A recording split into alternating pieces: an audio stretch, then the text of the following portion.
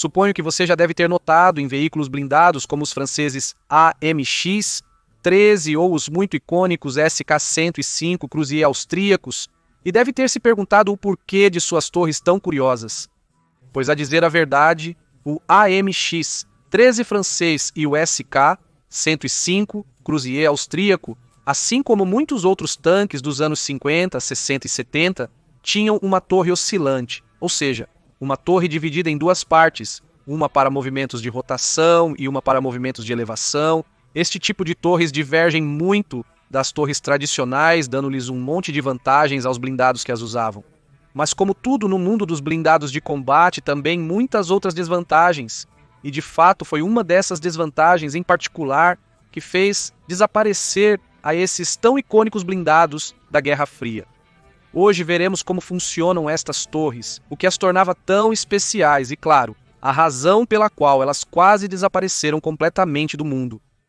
O conceito de uma torre oscilante é bastante simples de entender e tenta resolver vários problemas das torres convencionais.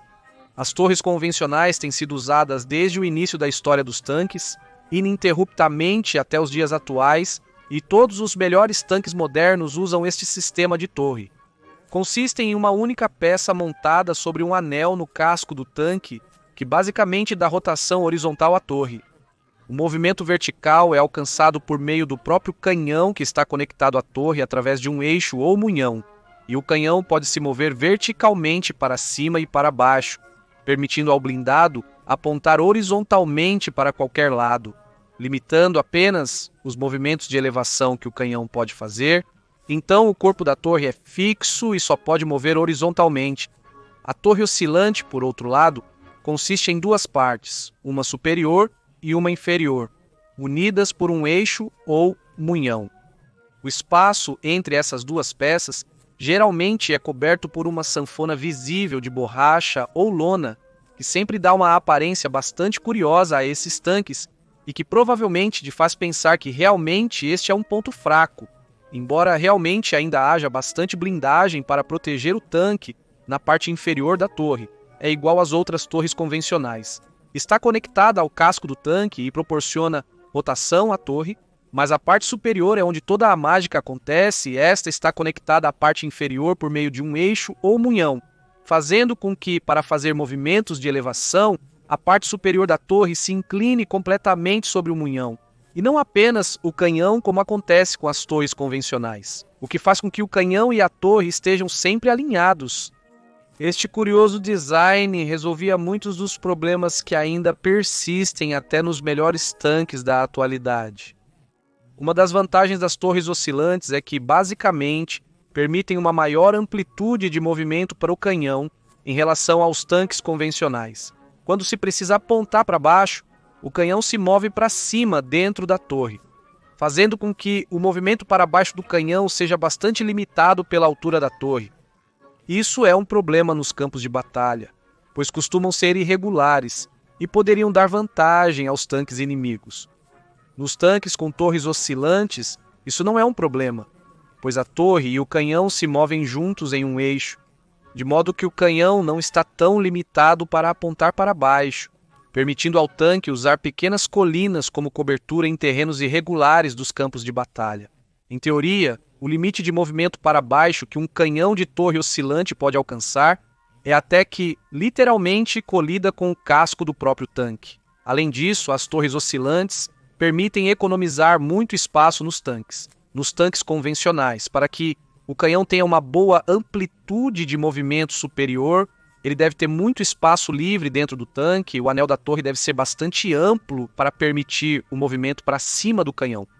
No entanto, nas torres oscilantes, isso não é o caso, pois como o canhão se move junto com a torre, o anel da torre pode ser realmente pequeno, permitindo fazer tanques menores e mais leves. Mas provavelmente a melhor vantagem que os tanques com torre oscilante trazem é a melhoria dos sistemas de recarga automática. Se você assistiu ao vídeo neste canal sobre os sistemas de recarga automática dos tanques, provavelmente se lembrará do grande problema que eles têm. Como você provavelmente já intuiu, o canhão de um tanque com uma torre convencional se move dentro da torre para poder apontar para cima e para baixo. Os sistemas de recarga automática exigem que o canhão esteja em uma posição reta para poder carregá-los de maneira eficaz, pois a solução que os tanques modernos têm para este problema é simplesmente alinhar automaticamente o canhão com o sistema de recarga automática sempre que precisar ser carregado, ou no caso de tanques como os M1 Abrams ou os Challenger 2, uma vez que o disparo é realizado, o canhão sobe para uma posição alta para que dentro da torre o carregador possa carregar o canhão de maneira mais simples, sem muito esforço. Pois nas torres oscilantes, como o canhão está sempre alinhado com o canhão, os sistemas de recarga automática são bastante simples e não precisam fazer movimentos do canhão para poder carregá-los, fazendo com que o canhão esteja sempre apontando para o alvo. Então, se esses blindados eram tão bons, por que desapareceram? Basicamente, esses blindados, assim como tinham vantagens, também tinham muitas desvantagens. Uma delas era basicamente o quão pouco a torre podia subir para apontar para cima, já que a parte de trás das torres oscilantes costuma ser bastante longa e volumosa, e isso é assim para poder acomodar os carregadores automáticos e o depósito de munições. Dos tanques com torre oscilante, embora fossem geralmente bastante pequenos, a torre oscilante os fazia ser bastante altos, dando-lhes um perfil maior para esconder. Mas provavelmente a desvantagem mais importante, e basicamente o que fez desaparecer os tanques de torre oscilante, era sua pouca proteção contra ataques químicos, como a torre estava dividida em várias partes. Basicamente, o tanque era impossível de isolar do exterior, e portanto, não podia ser protegido contra ataques do tipo nuclear, biológico e químico, e na Guerra Fria isso era um problema, já que os blocos em conflito estavam mais do que certos de que o outro tinha à sua disposição um grande alcance deste tipo de armas.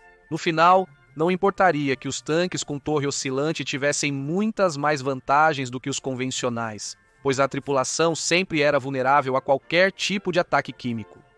Os blindados com torres oscilantes tiveram um auge nos anos 50 até os anos 70, sendo os franceses quem mais explorou este conceito de torre. Os modelos AMX-13 foram os mais populares.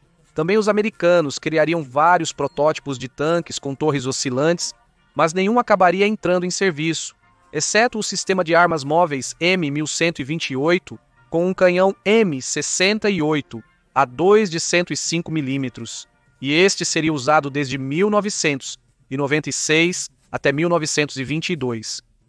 Mas provavelmente um dos mais reconhecíveis com torre oscilante seria o SK-105 Cruzier, que seria posto em serviço em 1971 e muitas nações como Bolívia, Argentina e Brasil continuam a usá-lo até hoje.